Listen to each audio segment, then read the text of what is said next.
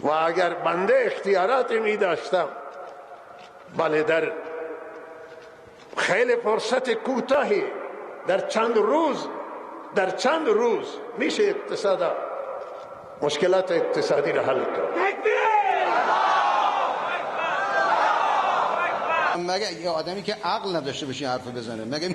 مگه میشه مشکلات رو در 100 روز حل کرد؟ مگه میشه در 40 سال حل کرد؟ 40 سال شما هم درست نیست. 100 سال دیگر هم مشکل اقتصادی است.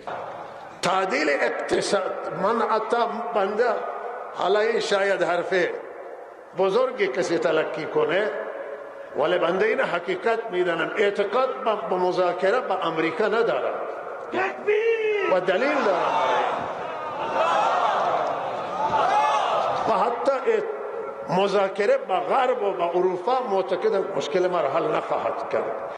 ملت ایران با غرب آماده مذاکره و سخن گفتن است. مشکلمون را خودمون میتوانیم حل بکنیم و دیر هم نه، یک شب ما میتوانیم مسئله را حل کنیم. اونی که یک شب حل میکرد اون یک کس دیگه بود، ما نیستیم جزو.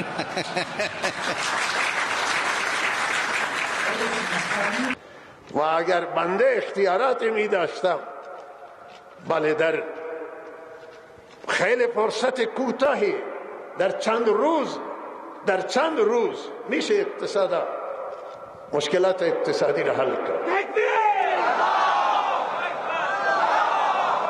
مگه یه آدمی که عقل نداشته باشه حرف بزنه؟ مگه میشه مشکلات رو در 100 روز حل کرد؟ مگه میشه در 40 سال حل کرد؟ 40 سال شما هم درست نیست. 100 سال دیگر هم مشکل اقتصادی است. تعدیل اقتصاد، من حتی بنده حالا این شاید حرف بزرگی کسی تلقی کنه، ولی بنده این حقیقت میدانم، اعتقاد به مذاکره با امریکا ندارم و دلیل دارم.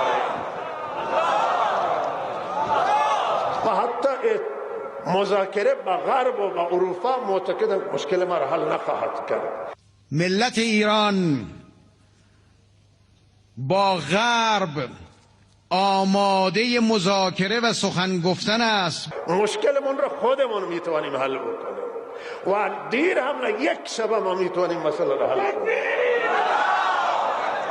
اونی که یک شب حل میکرد اون یک کس دیگه بود، ما نیستیم جزو.